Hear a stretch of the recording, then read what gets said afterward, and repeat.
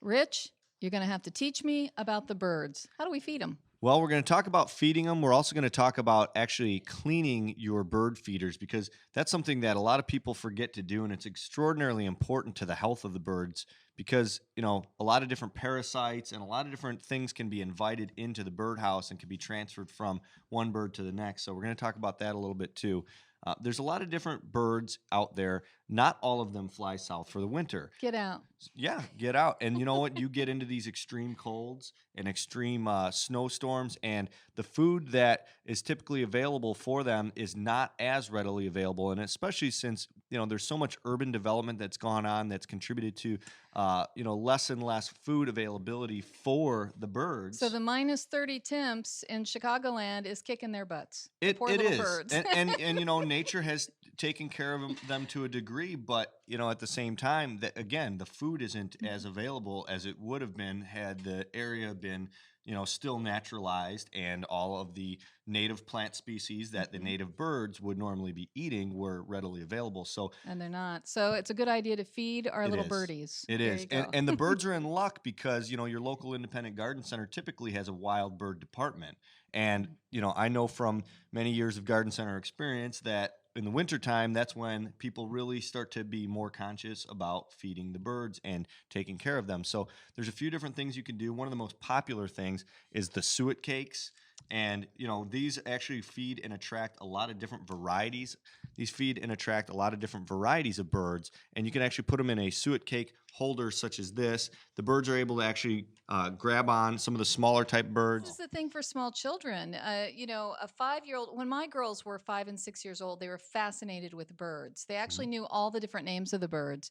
And it had a lot to do with the fact that their grandmother fed them. We have a lot of different types of feed. This is actually a cardinal food, but it feeds finches, nuthatches, chickadees, blue jays. The seeds look pretty tough. Those are not like a delicate seed, like a thistle or something like that. It looks like they're hard. They have those pointy little beaks, so they must really be able to bite into it. But I like this one. It's nut and berry. Yeah, and this one's from Wild Delight. If you've got a big squirrel problem, we actually sell something called the Squirrel Buster Plus, and there's another product called the Yankee Flipper. Some people say you should clean your bird feeders every 4 weeks. I think you could probably get away with doing it every 6 to 8 weeks just because, realistically, who has the time to do that? And I still think, it's much better than the people that never clean your bird feeder. And what you want to do is actually take it down.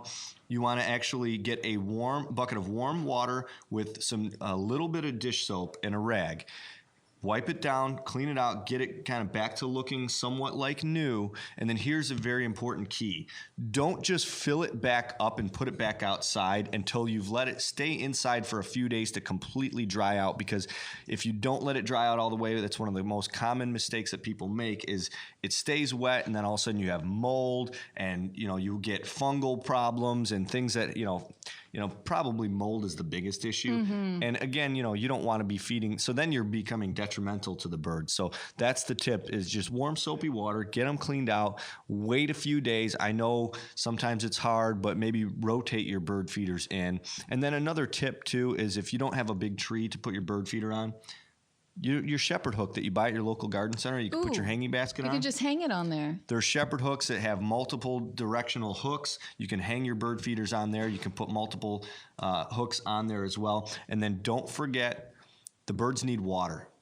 Even though there's snow out there, the water is important. So if you can actually get a bird bath heater to keep a little open area for them to get the water over winter. It's very important. A lot of people forget about that. Water's important. It's a bird bath heater available at your local independent garden center. So these are some great tips that we could take care of the birds. And awesome. Well, thank you very much for showing us a little bit about how to feed birds. Next segment, we are going to be teaching you how to make the last hot toddy of the season, an herbal hot toddy. Sweet. I can't wait. This is my favorite part of the show. I'm not going to lie.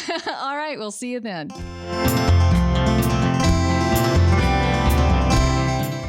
Are you an organic gardener? Finally, there is a fast-working and effective all-organic insect control available from Bonide. Bonide's Captain Jack's Dead Bug Brew is the answer to all your garden insect problems. Captain Jack's works two ways, on contact or when the insect feeds. This will ensure that your insect problems are over. Captain Jack's controls all types of insects, including caterpillars, beetles, spider mites, borers, and more. Use it on vegetables, flowers, berries, trees, shrubs, and fruit. Captain Jack's all-organic insect control is available in easy-to-use dust, liquid concentrate, ready-to-use, and ready-to-spray containers with built-in spray applicator. Pick up some Bonide's Captain Jack's Dead Bug Brew today. Available at Alsop Nursery in St. John, Indiana and Frankfort, Illinois.